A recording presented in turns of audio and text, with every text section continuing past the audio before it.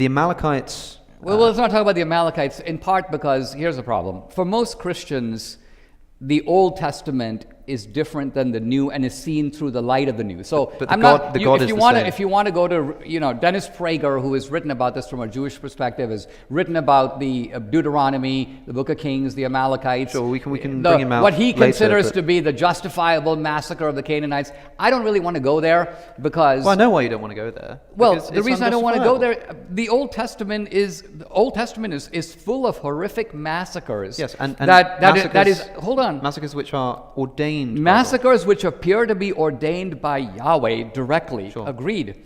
And why are you saying Yahweh instead of God? Why are you trying to distance yourself from the God of the Old Testament?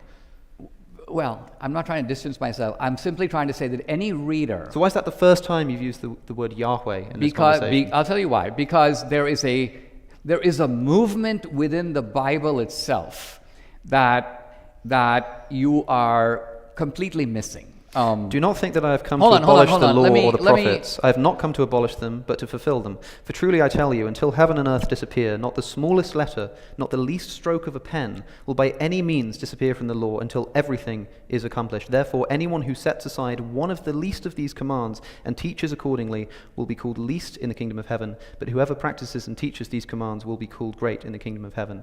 Jesus said that in the Sermon on the Mount, referring to his fulfillment of Old Testament prophecy and law. Referring to his fulfillment of Old Testament prophecy. Old Testament law. And what I'm referring to here is an Old Testament law, which you're now trying to distance yourself from and say that it's sort of different to the New Testament. I'm saying that that's not what Jesus thought. I'm saying you're missing the developmental track of the Bible that is obvious to any intelligent reader. Let me give you one example of what I'm talking about. Tell me about the Amalekites. Tell me what the developmental It's not about the Amalekites. It's about the way that the whole story of the Bible changes in tone and mood and message. For example, help me out here. Just tell me where, any way you like. Tell me where this fits into that trajectory. Okay, I'll tell you where. We have just a couple minutes, guys, so let's wrap it up before the Q&A. Just tell me. The underlying message of the Old Testament is an eye for an eye. The Amalekites are the enemies of the Israelites. The Israelites will crush them with the same venom that the Amalekites would have crushed the Israelites. That's called an eye for an eye. Including now, the children, hold on. The children, the infants, the cattle, infants, the sheep, the camels, the donkeys. Yeah, that Dennis Prager says yes, but my point is different. You will not find that spirit at all in the New Testament. In fact, in the New Testament, you've got a spirit of forgiveness. So what I'm getting at is to pretend like you don't have this. Christianity is named after Christ. It's based on Christ as a fulfillment of the Old Testament. But what does fulfillment mean? It actually means transcendence. In Abraham's time, blood sacrifices are normal, right? When Christ comes as a sacrifice, Christ is the Lamb.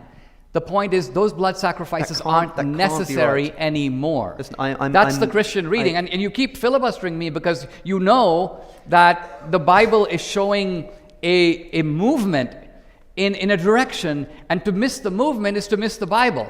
Let's look at God in the Bible. Let me make one quick point about God in the Bible. There's nothing quick about what you're doing, Dinesh. There's nothing quick about what you're doing. I need to be allowed to respond to what you're saying. I am getting sick whenever I have these conversations. You're cross-examining me on the justice of smiting the Amalekites. Honestly, I don't see any justice in it, but I do agree that was the eye for an eye ethic of the Old Testament that is repudiated and transformed and transfigured in the New. I've had this conversation so many times, most recently with William Lane Craig. At least he had the gall to just tell me that yes, that was a moral thing for God to do. I get sick to death of people hand-waving away this genocide by some vague reference to the fact that Jesus came along to do something which somehow kind of undoes the immorality of it. This is not an eye for an eye. This is a genocide of combatant men, innocent women, and children, and animals. Saul is punished by God for not killing all of the animals. That is actually a ludicrous misreading of what's happening. Let me just make a quick point.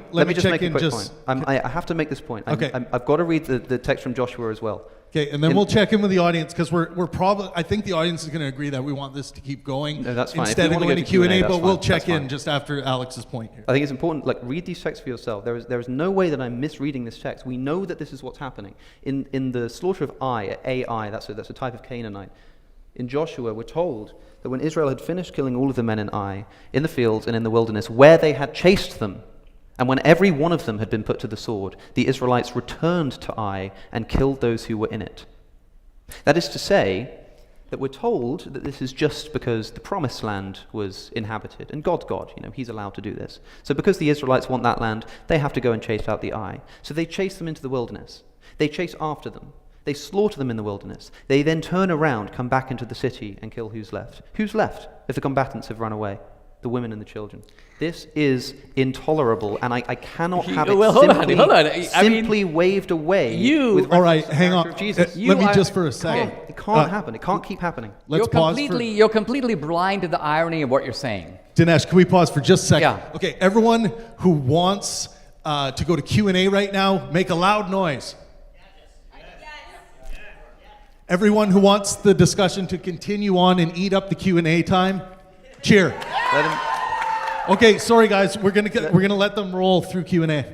All right. We might have some time. Christianity invented the just war tradition, according to which the slaughter of women and children is out of bounds. Prior to Christianity, no one thought this. Everybody did it. And everybody today does it everywhere in the world, and we do it too. The bombing of Dresden, the bombing of Hamburg, Hiroshima and Nagasaki. The incineration of women and children is the normal course of war. I just watched a World War II documentary in which they interview an old bomber, a U.S. bomber pilot, and he goes, I was given a bombing mission to hit a target. I asked the U.S. authorities, who's in the building?